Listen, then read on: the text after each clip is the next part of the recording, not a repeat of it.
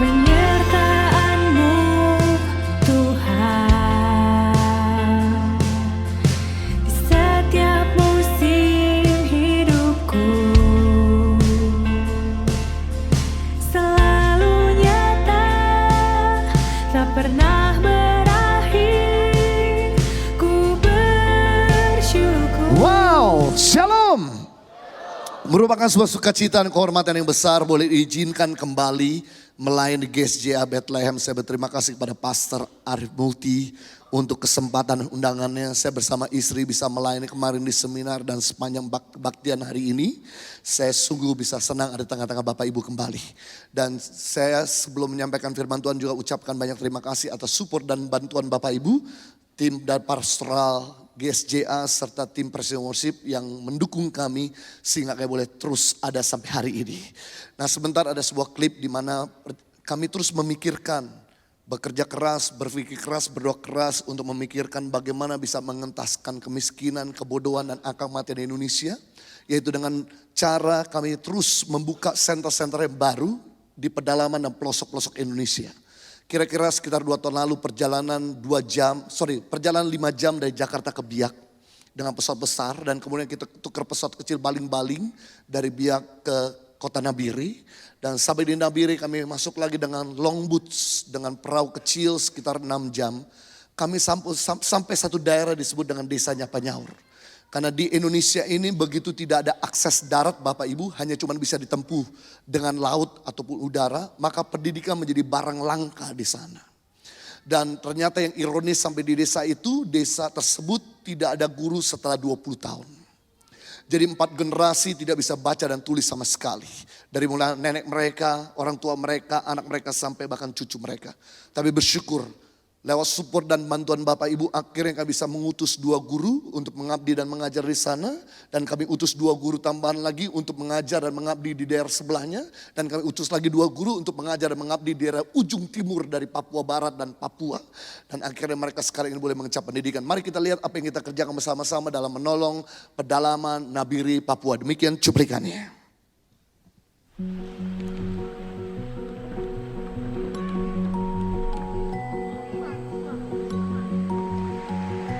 Dikelilingi pegunungan hijau, laut yang dipenuhi terumbu karang, serta pantai pasir putih, Desa Napanyaur, Kabupaten Nabire, Papua ini hanya bisa dijangkau melalui laut dengan perahu yang memakan waktu sekitar 6 jam perjalanan. Napanyaur sejak tahun 93 itu sudah jadi kampung. Dudukannya kampung ini dipagari oleh gunung semua, akhirnya kita hanya bisa akses ke sini hanya bisa dengan kendaraan laut saja. Desa Napanyaur yang penuh dengan kekayaan alam ini menyimpan sejarah pendidikan yang cukup memprihatinkan. Selama 20 tahun lebih, sekolah yang ada di desa ini tidak berfungsi sebagaimana mestinya. Sekolah khusus YPK SD YPK Indri Napanyaur ini dibangun tahun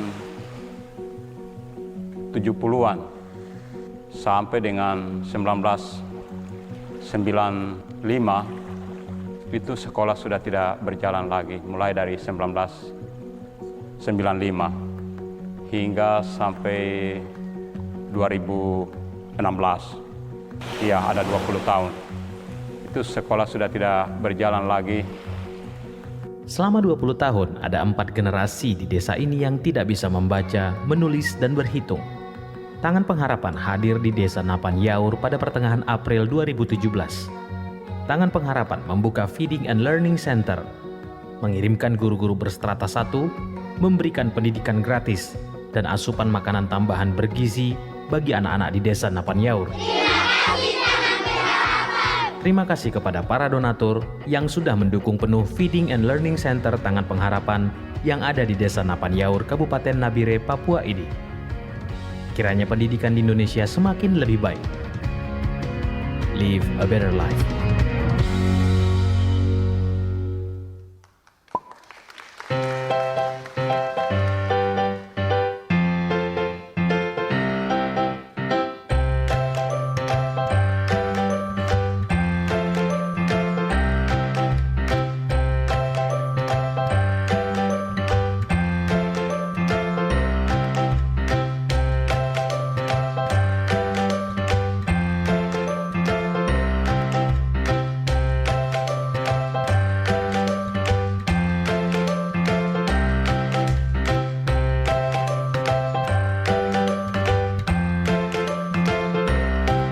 Baik, itu kabar besar salah satu yang kita kerjakan buat Indonesia. Dan seterus hati mengucapkan banyak terima kasih atas support bantuan Bapak Ibu.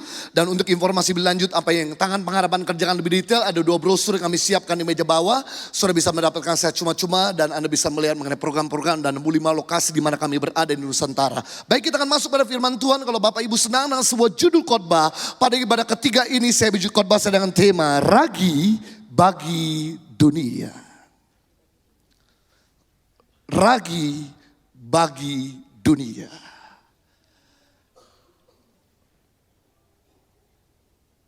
Ada 3 identitas orang Kristen. Ada 3 identitas orang percaya. Yang pertama, identitas orang percaya yaitu menjadi terang dunia. Fungsi terang ada 2, Bapak Ibu. Yang pertama, fungsi terang yaitu memberikan kedamaian. Seberani-beraninya seseorang ketika ada dalam ruangan gelap, maka orang tersebut jadi takut. Karena memang kegelapan selalu membawa ketakutan. Dan biasanya ketika kita bawa anak kecil yang dalam keadaan ruangan terang tiba-tiba mendadak padam, anak kecil tersebut biasanya langsung menangis. Karena ketiadaan terang menyebabkan ketakutan. Tapi apa yang terjadi ketika kegelapan sirna karena terang hadir? Maka biasa anak-anak langsung bersorak, hore, lampu menyala. Karena terang selalu memberikan kedamaian. Nah, kita punya identitas ada terang dunia. Harusnya keberadaan kita di rumah membawa kedamaian. Bukan membawa kekacauan. Keberadaan kita di tempat pekerjaan harusnya memberikan ketenangan. Dan bukan ketegangan. Keberadaan kita di kota dan bangsa ini harus memberikan kesejukan. Dan bukan keributan. Nah, identitas kita yang pertama adalah terang dunia. Yang kedua, fungsi terang selain memberikan kedamaian yaitu memberikan kejelasan. Ketika Anda berada dalam ruangan yang gelap, maka Anda sulit untuk bisa melakukan aktivitas. Karena melihat telapak tangan Anda aja tidak bisa Anda lihat.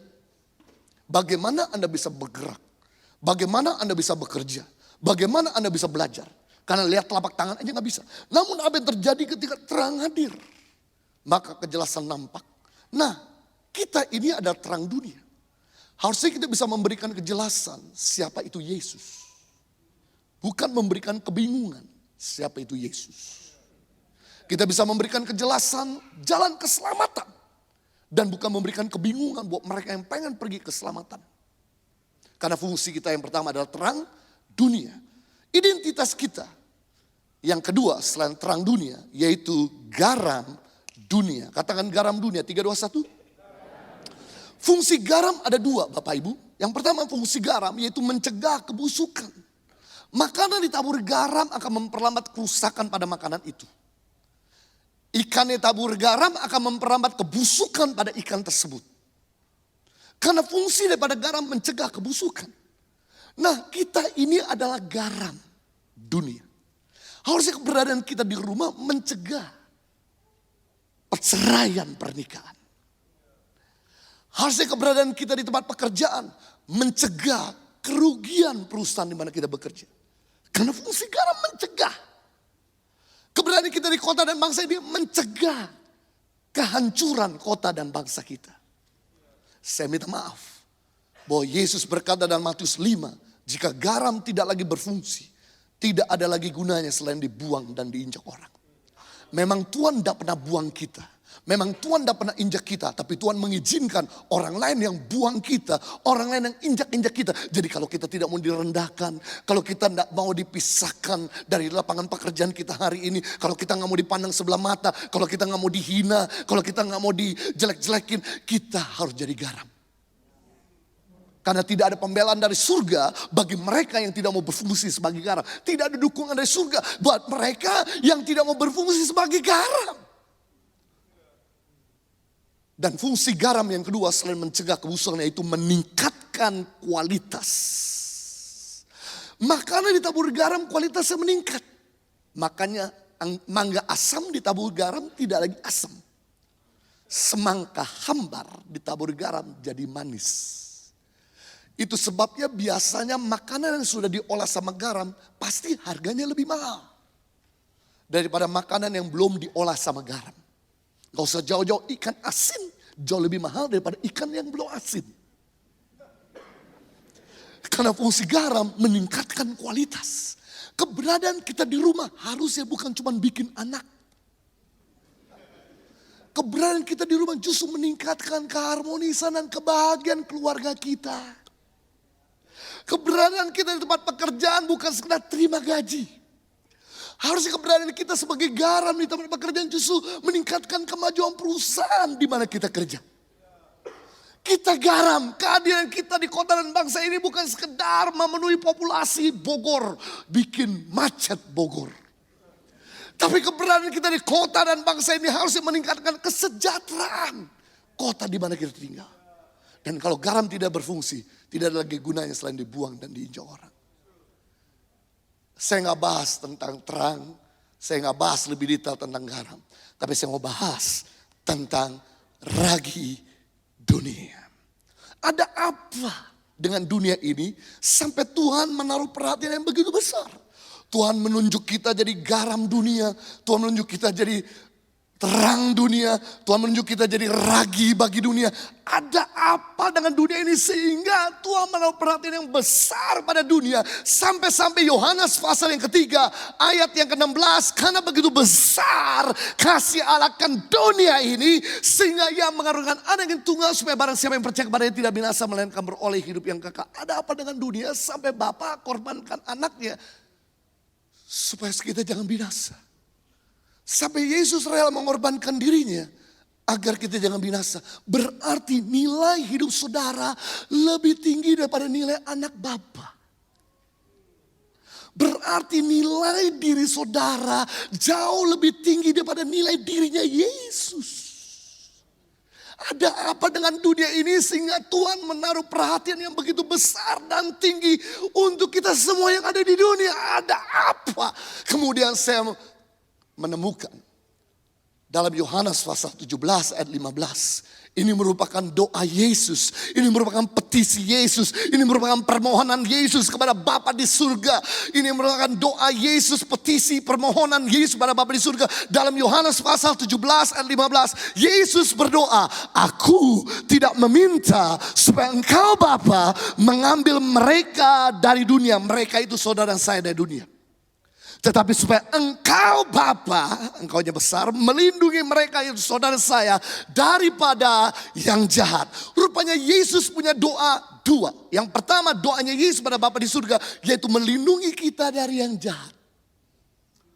Yesus itu udah tahu jauh-jauh ke depan bahwa dunia ini akan tambah jahat secara kualitas maupun kuantitasnya. Nah karena Yesus udah tahu bahwa ke depan ini akan banyak kejahatan. Itu sebabnya doanya Yesus pada Bapa melindungi kita dari yang jahat.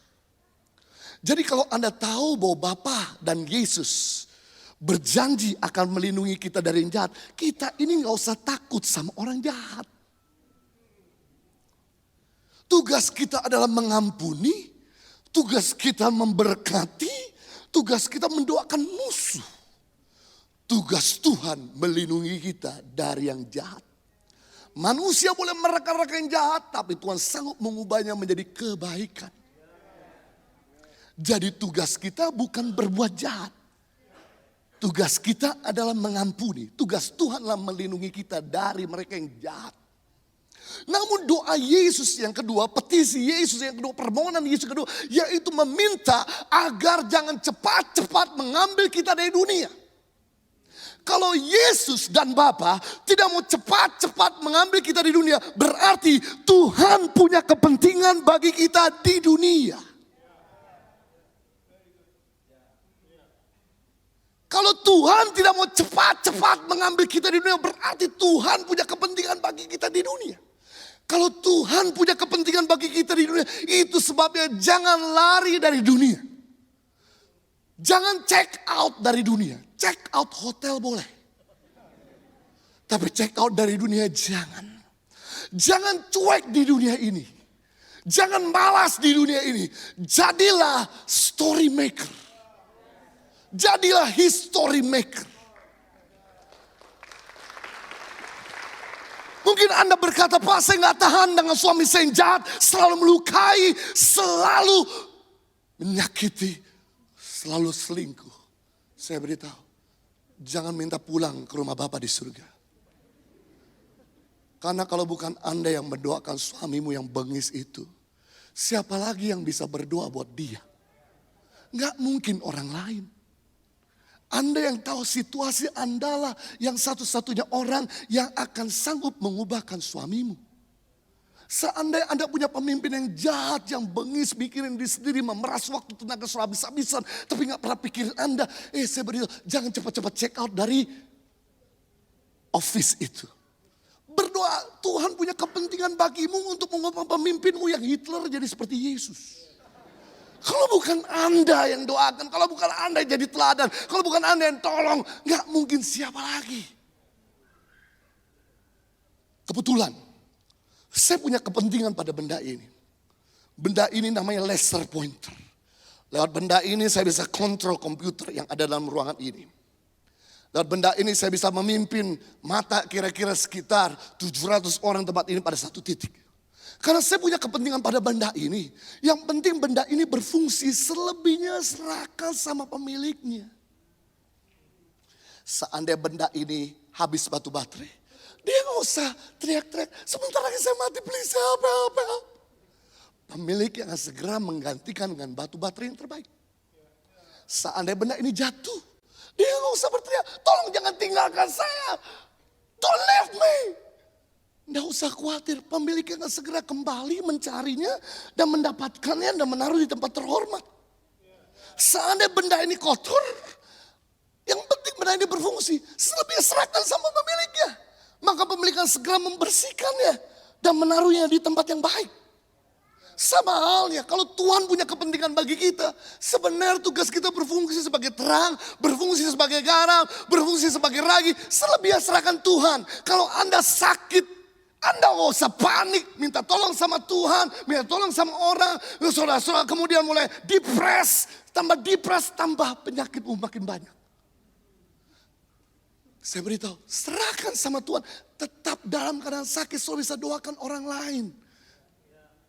Saya percaya, Tuhan tidak akan biarkan Anda sakit begitu lama. Kalau Dia mengizinkan Anda sakit berlama-lama, akan memperlambat pekerjaannya di dunia. Anda sebetulnya kalau tahu bahwa Tuhan punya kepentingan bagi kita di dunia, kita gak usah takut dan gak usah sakit hati semua orang yang tutup pintu, tutup jalan buat kita. Sebab kalau Tuhan izinkan kita terus ditutup pintu, akan memperlambat pekerjaannya di dunia.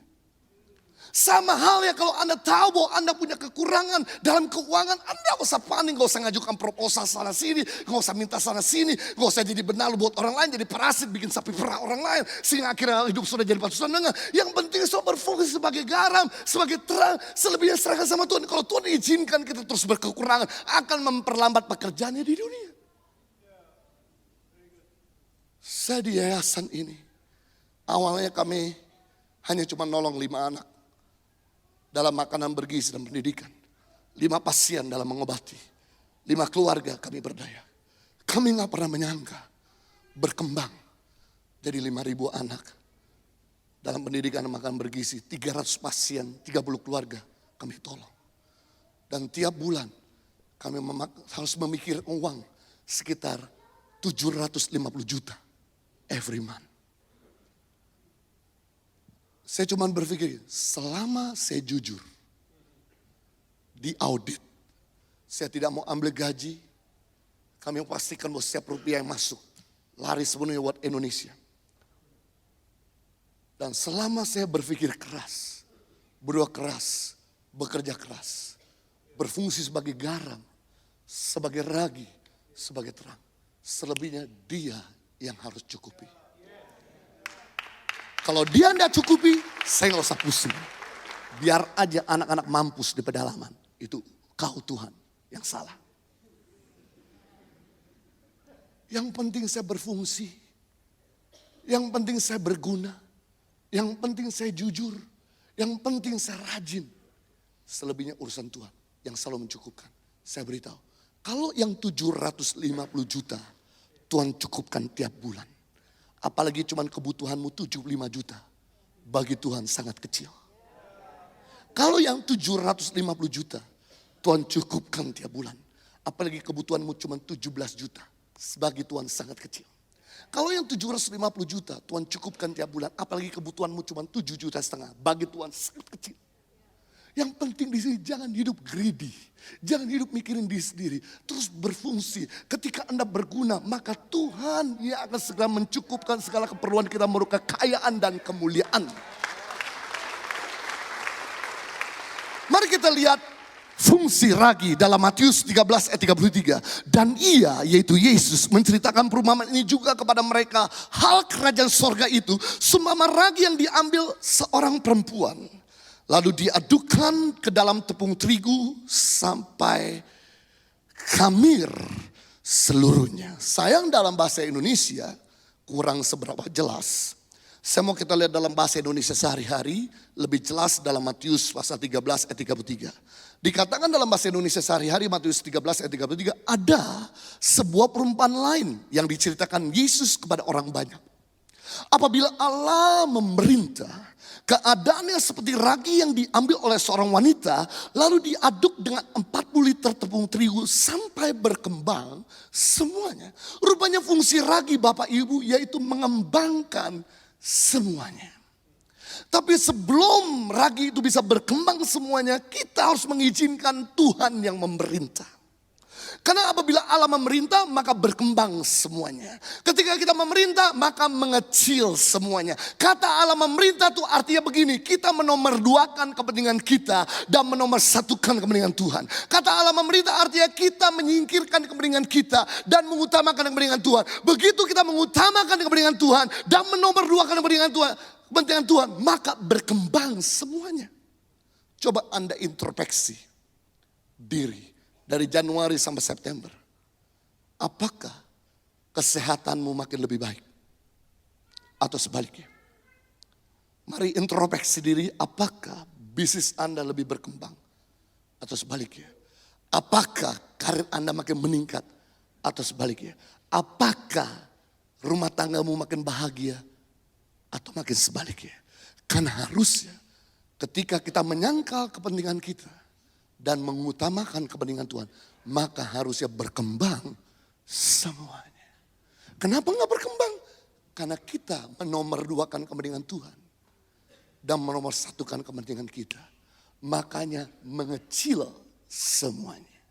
Kita lihat roti yang beragi dan roti yang tidak beragi. Roti yang tidak beragi, roti yang belum pernah ditabur ragi, biasanya bantet, ceper, kerdil, pendek, ciut, digigit keras, rasa hambar, aroma biasa aja. Dan jarang sekali kita semua suka makan roti model begini.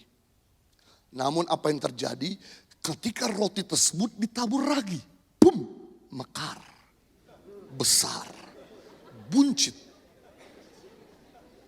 melambung, digigit empuk, aroma wangi, rasa enak, jadi lapar. Kalau kita makan roti ini pasti lahap. Jadi fungsi daripada ragi adalah influence. Arti daripada ragi adalah dampak. Yang luar biasa, cara kerja ragi itu kurang menarik perhatian. Tapi selalu berdampak. Yang dahsyat, cara kerja ragi kurang banyak publikasi. Tapi selalu berdampak. Cara kerja ragi berbeda dengan cara kerja jagung popcorn. Cara kerja jagung popcorn, begitu Anda masukin jagung di dalam oven atau microwave, maka tingkahnya besar. Taktok, taktok, taktok. Gebuk sana, prak, prak, prak, prak. Bacotnya kena taktok, taktok, hasilnya tik kecil, nggak cocok. Dan kalau kita makan jagung popcorn cuma satu butir, nggak puas. Makanya kalau kita pergi ke sinema, pasti kita beli satu baskom. Bacot gede, dampak nggak ada.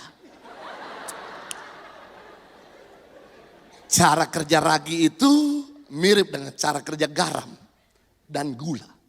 taburi garam dalam sayur panas, maka garam yang putih itu segera lenyap dari pandangan kita. Begitu kita coba tuh sayur, jadi gurih, jadi enak, jadi asin. Saya nggak pernah lihat garam show off. Saya nggak pernah lihat garam pamer. Pernah lagi masak sayur, taburi garam, perkenalkan. Saya adalah garam. Saya akan memberikan rasa dan dampak yang luar biasa pada sayurmu. Nikmatilah sayur ini.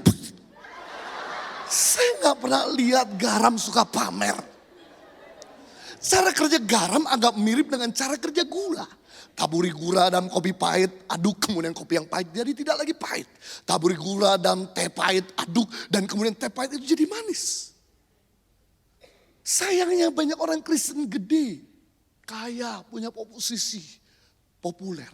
Tapi gak pernah berdampak bagi lingkungannya. Tapi ada orang Kristen sederhana, gerejanya kecil, tidak terlalu terkenal, tapi bisa berdampak pada lingkungannya.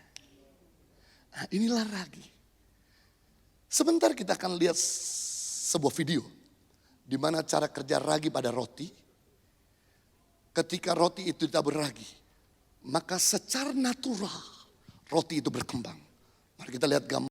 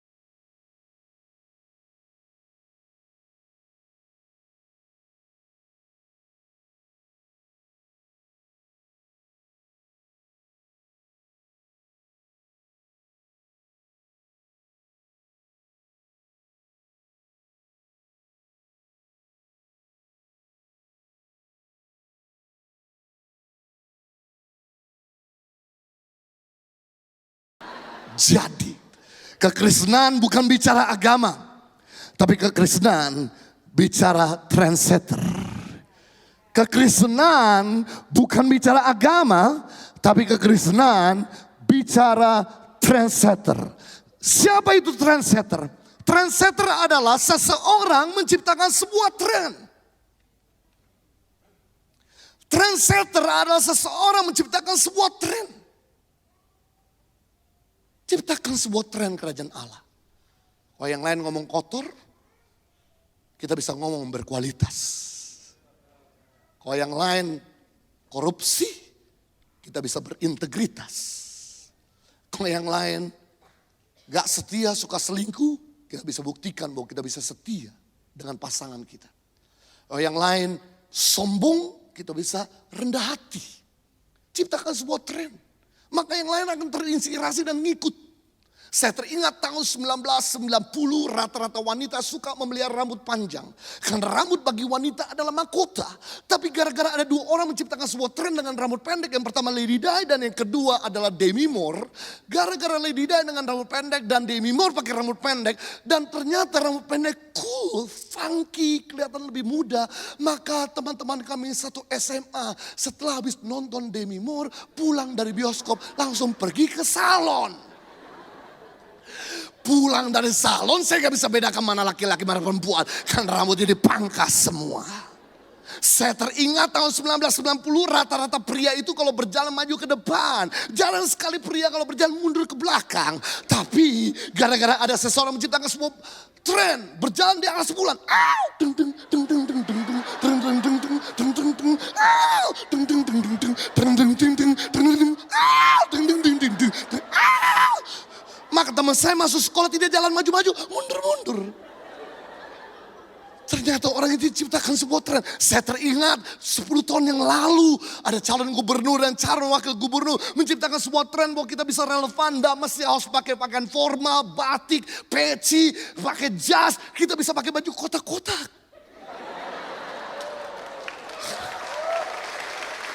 Gara-gara mereka pakai baju kotak-kotak. Ternyata gara-gara mereka menciptakan sebuah tren, saya melihat di satu gereja dari mulai diakennya menyambut tamu pakai baju kotak-kotak, jemaatnya pakai baju kotak-kotak, pendetanya pun pakai baju kotak-kotak. Saya kaget, saya masuk gedung Pencakar Langit BNI 46 di Sudirman. Dan ketika saya masuk dari mulai office boy sampai direksi pakai baju kotak-kotak. Gara-gara mereka pakai baju kotak-kotak, saya melayani satu keluarga di Kelapa Gading. Sedang melayani keluarga tersebut, saya kaget dari suami istri, anak pakai baju kotak-kotak sampai beleki, pakai baju kotak-kotak. Gara-gara mereka pakai baju kotak-kotak menciptakan sebuah tren, akhirnya bule-bule di Gedung Putih pun pakai baju kotak-kotak. Tren. Kalau Anda ciptakan tren kerajaan Allah, orang mulai ngikut kita. Dan ketika orang ikut kita, terciptalah sebuah budaya. Culture. Apa itu culture? Nilai, norma, atmosfer. Inilah paradigma budaya. Budaya ada ritual dan rutinitas. Budaya adalah proses. Budaya ada story dan simbol-simbol. Budaya adalah power structure. Budaya adalah organisasi structure, dan yang ngeri, budaya adalah control system. Sebuah sistem yang mengendalikan tanpa diketahui orang tersebut. Jika Anda berada dalam sebuah budaya, maka Anda akan terseret pada budaya tersebut tanpa menyadarinya. Saya kasih contoh, budaya di Indonesia buang sampah sembarangan is okay. Kita gak kena denda. Budaya di Indonesia menyeberang jalan sembarangan is okay. Kita tidak kena denda. Budaya di Indonesia makan permen karet, kemudian dilepeh dan ditaruh di bawah meja, is okay. Enggak kena denda. Tapi begitu Anda terbang ke Singapura, terus terang ke Medan lebih jauh daripada ke Singapura. Ke Pekanbaru lebih jauh daripada ke Singapura. Tapi begitu Anda sampai di Singapura, budayanya beda. Buang sampah sembarangan is not okay, kena denda. Nyebrang jalan sembarangan is not okay, kena denda. Makan permen karet is not okay, kena denda. Anehnya orang Indonesia yang biasa hidup liar, begitu sampai di Singapura nggak usah dididik, bisa tertib, bisa ngikut aturan, bisa budaya ngantri. Lebih aneh lagi, bukan lebih aneh binatang bebek. Buat saya lebih aneh lagi, orang Singapura yang biasa tertib, begitu sampai di Jakarta, bisa liar. Bisa buang sampah sembarangan, bisa korupsi. Orang Indonesia yang biasa korupsi di sini, begitu sampai di Singapura dan Australia, tidak bisa korupsi. Why? Budaya. Menyeret orang tanpa disadari. Saya teringat beberapa waktu yang lalu saya habis melayani di Denpasar. Kemudian saya langsung ambil penerbangan terakhir malam hari ke bandara di Kuta. Dan dalam perjalanan dari Denpasar ke Kuta, kami naik mobil, tiba-tiba kami diselip sama 2 bule pakai motor bebek. Seperti Kerok Kudusan. Kemudian hampir nabrak mobil kita. Dan saya berkata sama teman saya, tolong segera samperin dan kejar bule itu.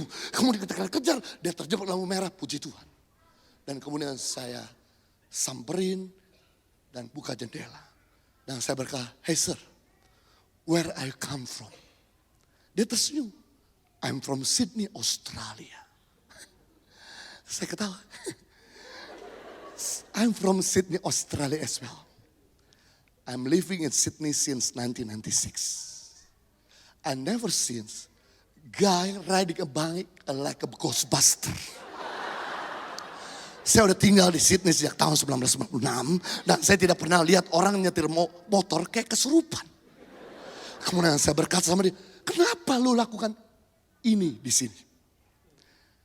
Dia kemudian tersenyum melihat saya. Lampu merah berubah jadi hijau. Dan berkata, mumpung di Indo man.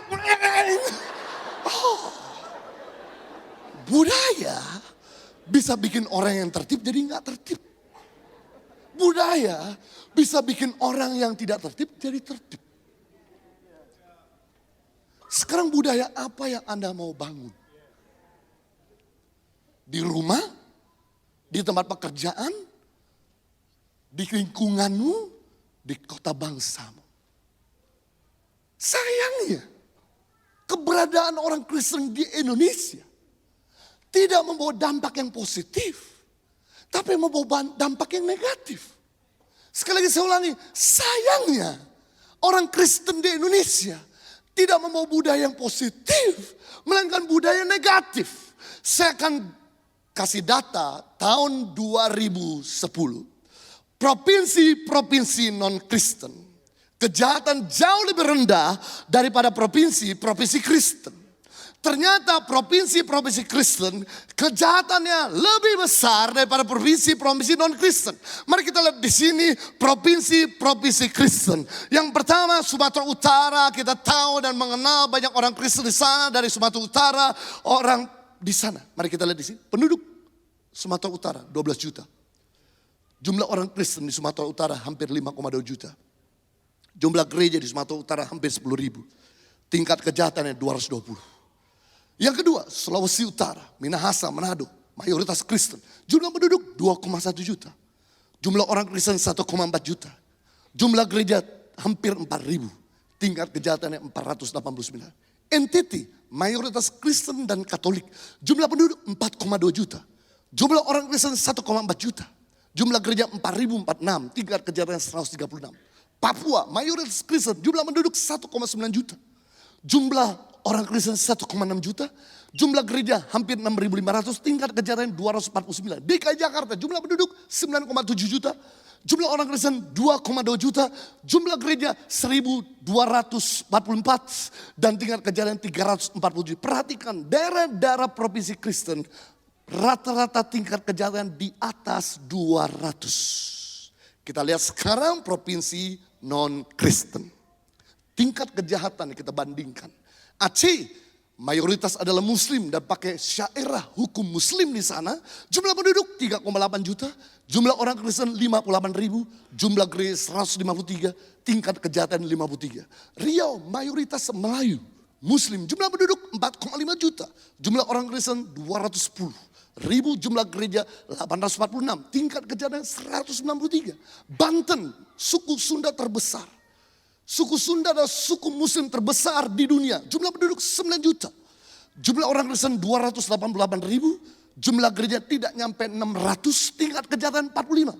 Bali mayoritas Hindu. Jumlah penduduk 3,5 juta. Jumlah orang Kristen 50.000. Jumlah gereja 231. Tingkat kejahatan 188. Perhatikan daerah-daerah non-Kristen. Tingkat kejahatan di bawah 200. Kita bandingkan antara Aceh dengan Sulawesi Utara. Siapa di sini yang berasal dari Sulawesi Utara, Manado, Minahasa, jangan angkat tangan. Tolong jangan angkat tangan. Aceh, jumlah penduduk 3,8 juta, jumlah orang Kristen 58.000, jumlah gereja 153, tingkat kejahatan 53. Sulawesi Utara jumlah penduduk 2,1 juta, lebih rendah separuh dari Aceh. Jumlah orang Kristen 1,4 juta, berlipat-lipat dari Aceh. Jumlah gereja hampir 4.000, berlipat-lipat dari Aceh. Tingkat kejahatan 489, berlipat-lipat dari Aceh. Bagaimana mungkin jumlah penduduk jauh lebih sedikit, jumlah orang Kristen jauh lebih banyak, jumlah gereja lebih banyak, tapi tingkat kejahatan lebih banyak daripada provinsi non-Kristen. Ketika saya tahu data ini, what a shame Christian in Indonesia. Betapa memalukan kekristenan di Indonesia. Kekristenan jahat. Saya kasih tahu sama saudara. Saya tidak akan pernah berhasil menjual obat penumbuh rambut Kalau saya sendiri botak. Saya kasih tahu sama saudara, jujur, saya tidak akan pernah berhasil menjual obat langsing kalau saya sendiri gembrot. Karena nggak cocok dengan perwakilannya. Sama halnya kita tidak akan berhasil mengenalkan Yesus pada lingkungan kita kalau kita sendiri tidak seperti Yesus. Mungkin saudara berkata, wah itu kan di Indonesia. Bagaimana dengan di dunia? Oke, kalau Anda nyalakan Google Anda dalam keadaan online internet. Dan masuklah di pencarian Google. Dan ketiklah di pencarian Google. Why are Christians so? Mengapa orang Kristen begitu? Ketik A. Maka saran yang biasa orang ketik arogan. B, bad. C, cruel, kejam. D, defensive, divide, suka pecah belah.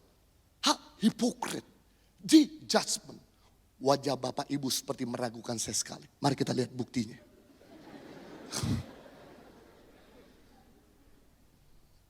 Nyalakan internet Anda. Dan masuklah pencarian Google. Didasarkan oleh pencari populer, ini bisa memberikan pandangan otentik dalam pikiran budaya kita. Video ini dibuat berdasarkan hasil pencarian sebenarnya. Nyalakan handphone gadget Anda dalam keadaan online internet dan ketiklah pandangan orang tentang kekristenan bagaimana. Why are Christians so? Mengapa orang Kristen begitu? Ketik A. Maka saran yang biasa orang ketik angry, annoying, arogan. Pemarah, pengusik angkuh. C, cruel, close-minded, crazy, pikiran tertutup, kejam, gila. D, defensive, divide, suka bela diri, pecah, belah, fake, full of hate, penuh kebencian, penuh kepalsuan, hypocrite, suka bermusuhan, intoleran, gak suka bertoleransi. Berikutnya, C, judgment, suka menghakimi. Berikutnya A, rude, kasar.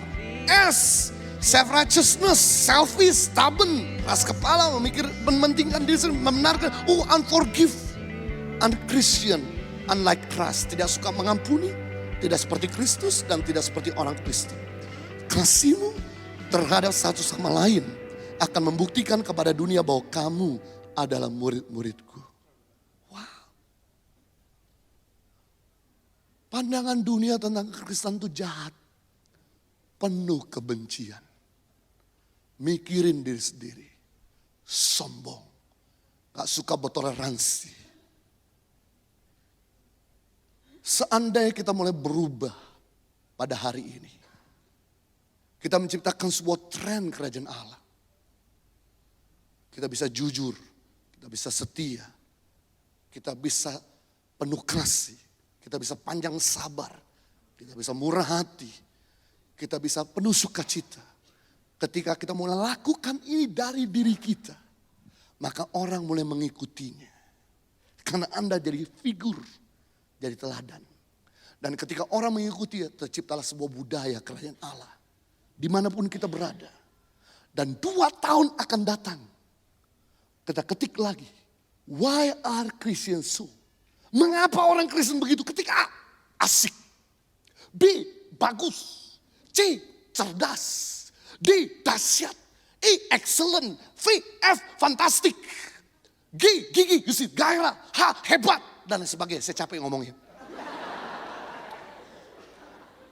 Seringkali kita pengen mempengaruhi dunia. Sadar atau tidak sadar, saya mau beritahu bahwa kita punya kuasa untuk mengubah dunia. Kita punya kuasa untuk jadi story maker. Sadar atau tidak sadar bahwa kita punya kuasa untuk mempengaruhi dunia ini. Saya beri contoh, saya teringat beberapa tahun yang lalu ada seseorang berbadan besar. Sedang berdiri di Times Square City. Tempat yang begitu padat dengan penduduknya. Dan setiap detik ribuan orang lalu lalang di jalan itu. Tapi ada orang yang tidak peduli. Yaitu pria berbadan besar ini tetap melihat ke atas. Dan terpaku ke atas. Gara-gara pria ini fokus lihat ke atas. Maka orang-orang di sekitarnya begitu lewat. Dari orang yang lagi ngetik SMS sambil lagi telepon, ikut-ikut lihat ke atas. Dari orang pakai jas, pakai celana pendek, sandal jepit, juga ikut-ikut lihat ke atas. Gara-gara pria ini. Dari mulai para manula, pegang tongkat, sampai anak kecil, ikut-ikut lihat ke atas. Kemudian ada seseorang memberanikan diri, samperin orang berbadan besar ini dan berkata, "Sir, what are you looking for up there?" Apa yang Anda lihat di atas? Anda begitu terpaku lihat ke atas. Saya lihat ke atas gak ada apa-apa. Gak ada meteor, gak ada pesawat, gak ada pelangi. Gak ada awan. Kenapa kamu begitu terpaku?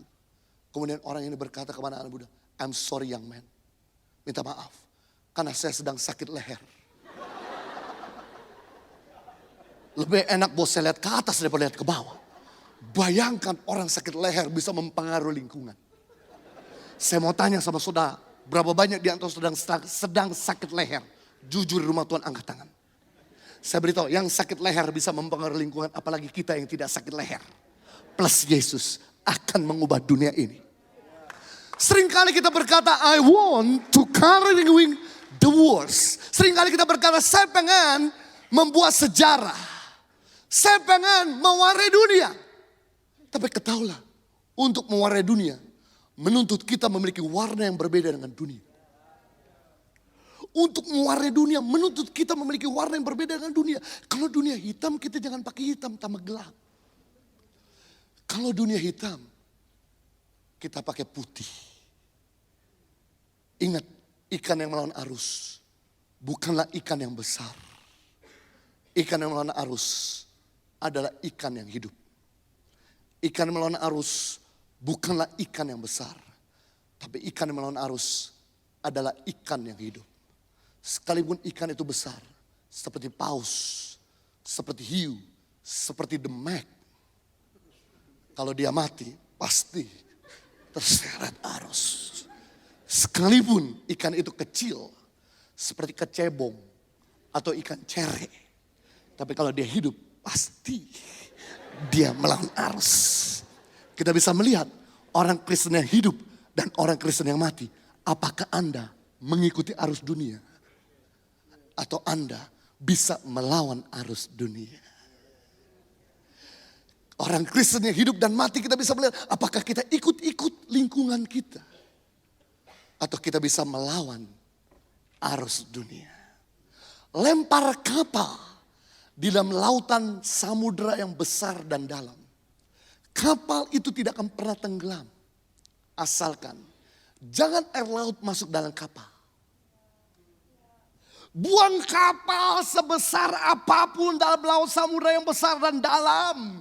Kapal itu tidak akan pernah tenggelam. Akan mengarungi samudera. Asalkan jangan air laut masuk dalam kapal.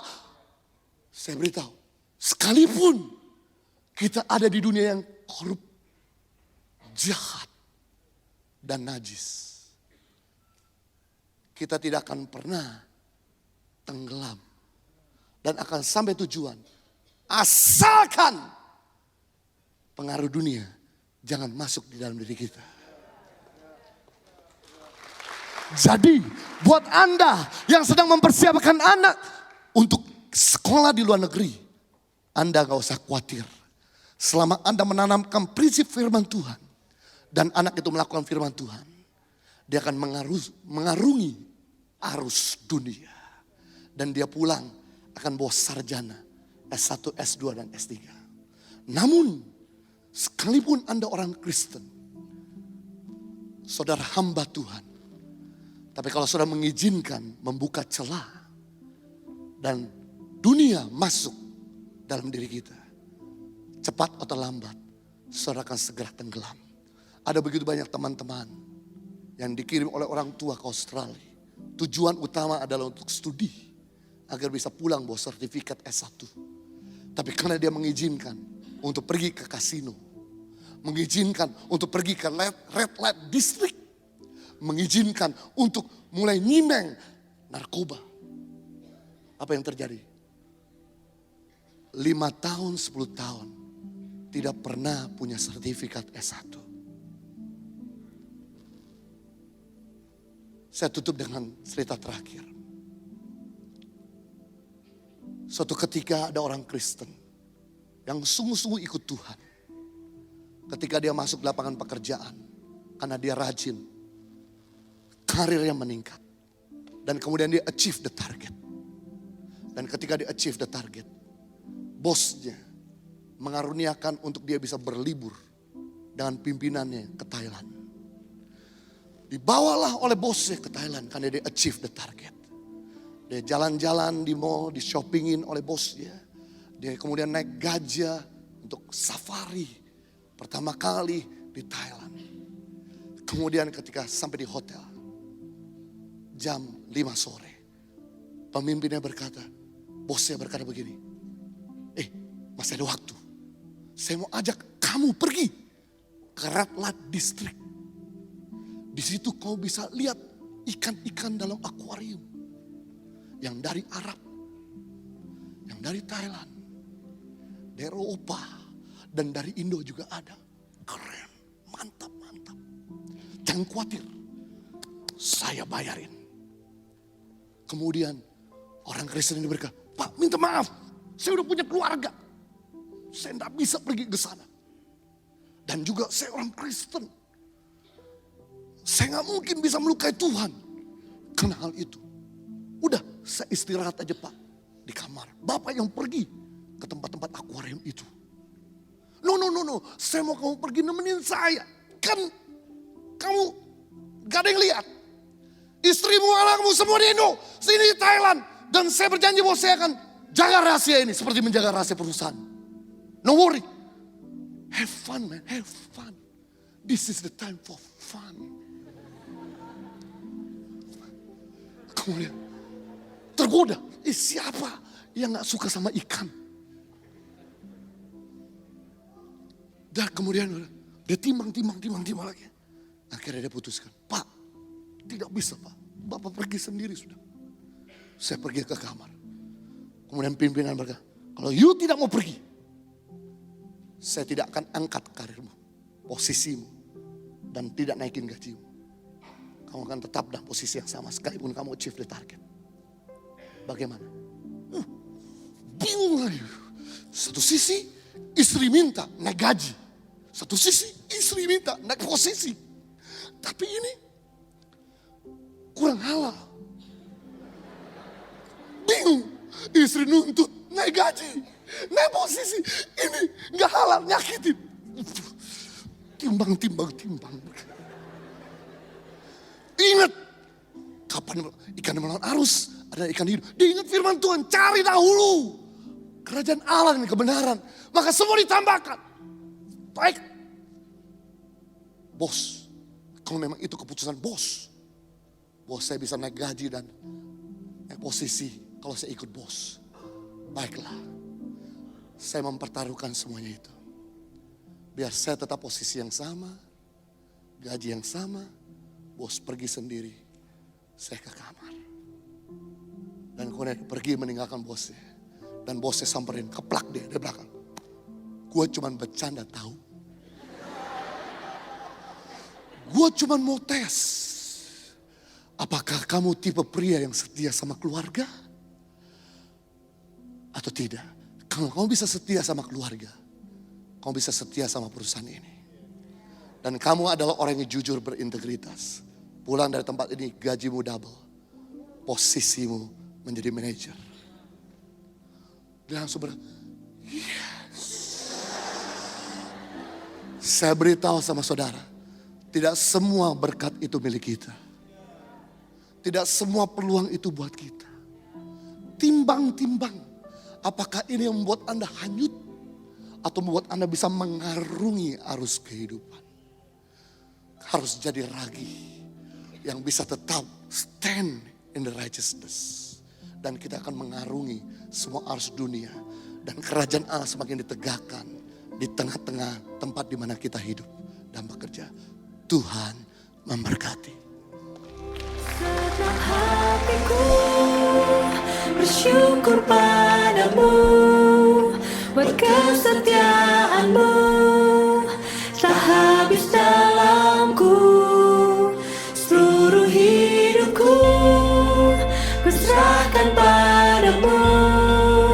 Jadikan ku berjalan